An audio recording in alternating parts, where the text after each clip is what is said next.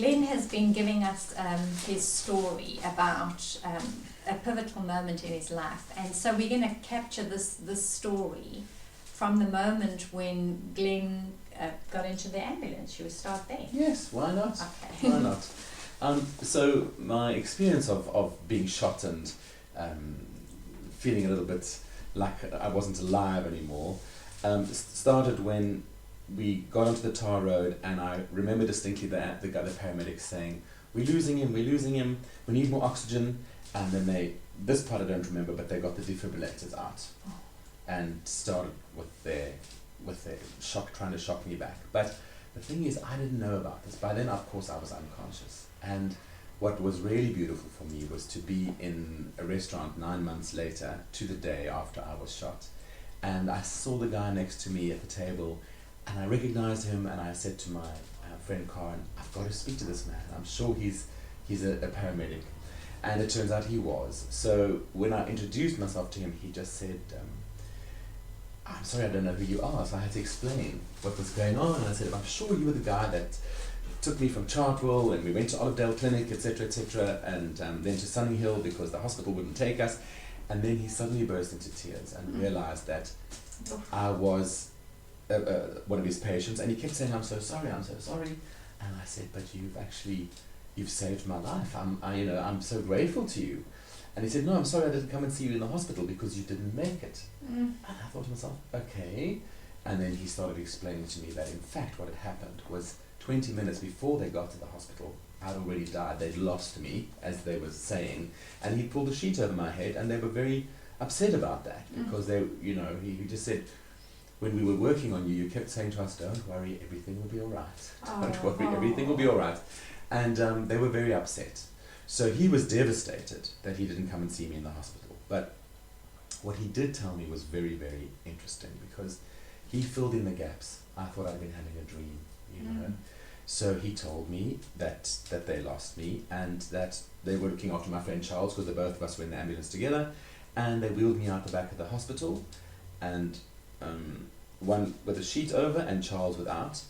But I went back to the hospital after he told me this now to find out what happened then, because I remember just waking up on a trolley and seeing the lights go down and looking across and seeing Charles, and I went like this, and he picked up his thumb and went like that, and they were wheeling me into theatre. But there's a gap missing for me, because he sent me out, and eventually I found out from the receiving nurse that my friends had arrived, and she didn't want them to see a corpse being wheeled out the back of the ambulance, so she pulled the sheet back, and as a result of that, they sent me to the theatre instead of to the morgue. And on the way to the theatre, I just woke up without any intervention from anybody, you see. So now, I didn't know all this, so my beautiful paramedic explained to me that I had actually died, and I thought it was just a dream. I never told anybody because I didn't think it was that important. I thought it might have been the drugs or something. But what I did, when I recounted to him, and we're sitting in the spur now having this lovely conversation, through tears and gratitude and joy, he asked me, obviously, what did you experience? So the first thing I noticed was that I floated up out of my body, by the way, with a sense of such peace. I can't explain that more. I floated up out of my body, and I could look down, and I saw about 3 or 4 guys all working and pumping my chest and trying to get me going, and they had oxygen, etc. They'd run out of blood for the transfusion. They were using saline solution to keep my heart going. And I actually floated up through the ambulance, and I could see myself lying there, and I could see them working, and I looked up and I could see Johannesburg. It was nighttime, but I could see all the lights, and I eventually sort of turned and floated up into the cosmos, into the universe, and with a sense of deep, deep peace and nothing strange at all. It was quite fine, but then after a while I sort of felt a bit disorientated, I suppose, and it's very difficult to explain in these terms what or in language what the experience is like, because it's nothing like we know it over here, but I'll give you references. So in a way, I felt like I was shooting through the stars, a bit like in those movies when they go into time warp, and I definitely had a sense of that.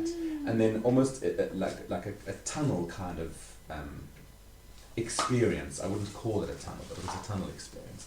And then eventually I got to a point where I felt quite still.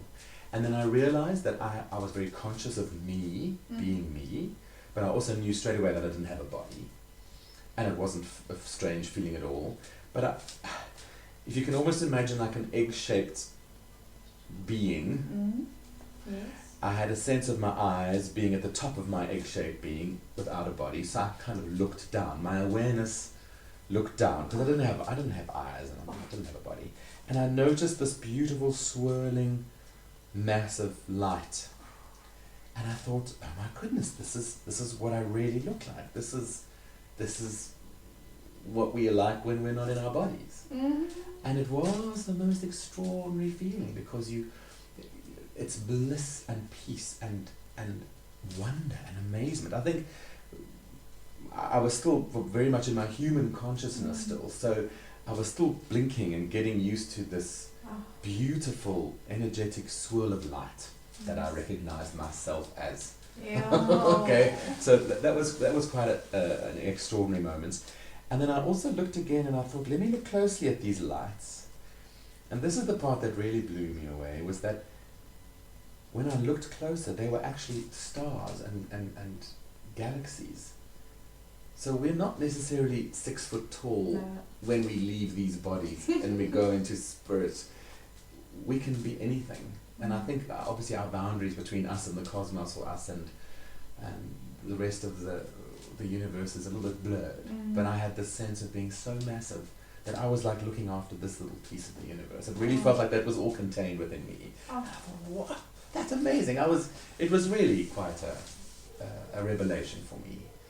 And then I sort of hung around thinking, okay, well, now where to? What next? And I had a thought, well, maybe I wasn't such a good boy, because now there's no light or angels or anyone to meet me. Maybe I'm going somewhere else, you know. I had a fleeting moment of, a bit perplexed. And then all of a sudden I just had a sense of a presence, or I really don't know what to call it. I just got a sense of someone, perhaps, telling me, you need to come this way, like showing me this is where I must head off to. And so I kind of floated after. I can't even say after this person. It was just a sense or a knowing that I needed to go there. And then I really went through it was almost like a second veil.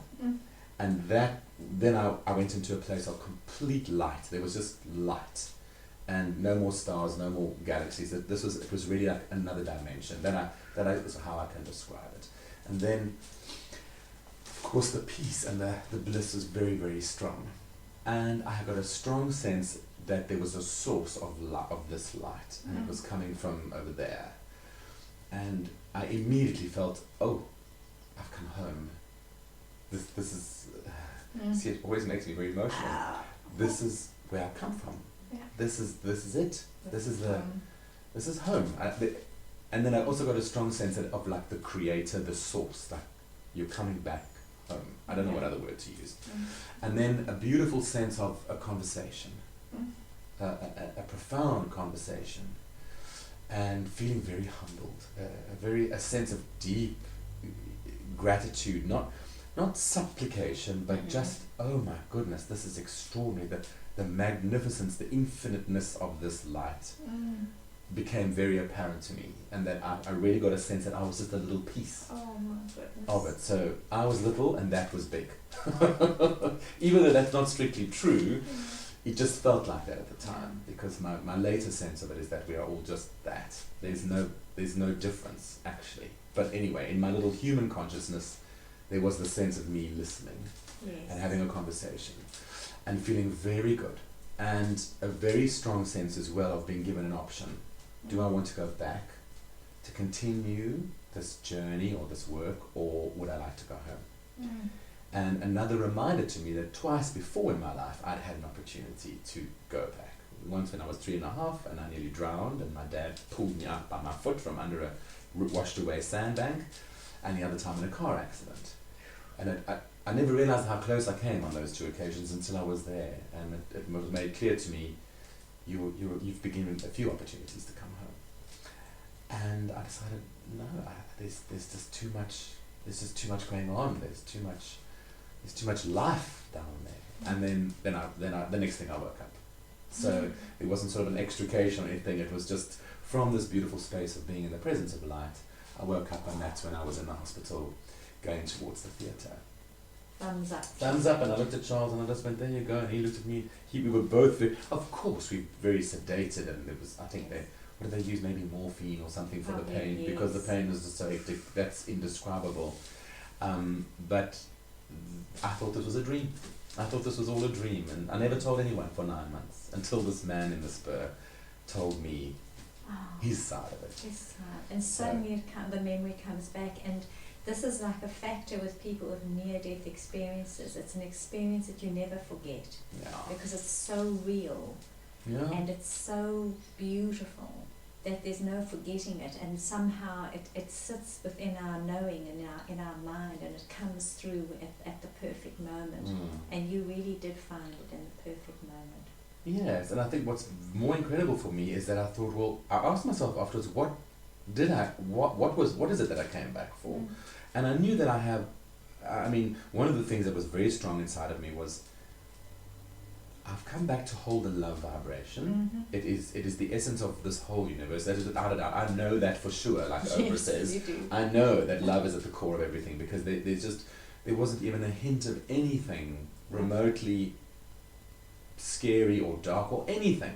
In fact, I think we've misunderstood what it means to die. I think we've become afraid of things unnecessarily, and of course, the pain associated with violent death, of course, is what we fear, but actually on the other side, it is, we don't need to worry, We don't. So that sense of love was very important. And then I also started racking my brain, because now suddenly I go back into human mode, thinking, well, how do I make sense of this all, and what am I supposed to do?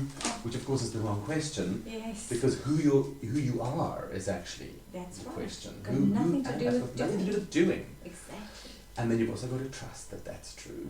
Yes. I was a bit fortunate. I had a bit of first hand. I went up and down a couple of times in the elevator. Anyway, because I also died on the operating table 3 days later again when they amputated my leg. But that's another story. I don't remember that, but that's what the doctor told me. Oof. But I think what was important for me to realize is that once I was back, instead of trying to fathom everything, just allow it. It will be made clear to you. Yes. And it's now 13 years later, and now I have absolute clarity on what I suppose the message is that I'm supposed to give. Your being here. And just being here, it's the being that's the most important.